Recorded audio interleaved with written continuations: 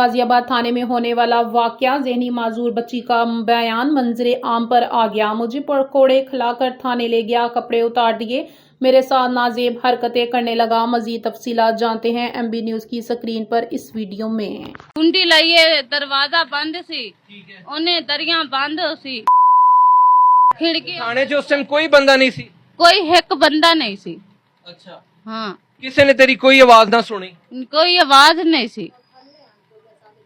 जे मैं तेन तस्वीर विखावां संजान लेंगी हैं कि ए वाकई वही बंदा सी जिदी ए वे ए वाला बंदा सी। आ बंदा सी, अंदर लेके गया सी। हाँ। उन्हें अंदर लेके मेरी कमीज उतारी सी, सलवार उतारी सी, उन्हें आप दी लाइया सी।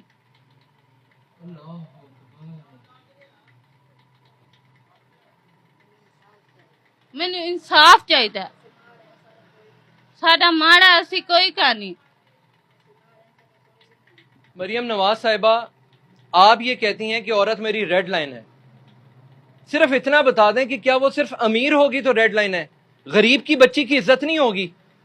अगर इसकी जगह किसी और अमीर आदमी की बेटी होती तो मैं देखता शायद वो ASI बचता, जिंदा भी बचता कि नहीं।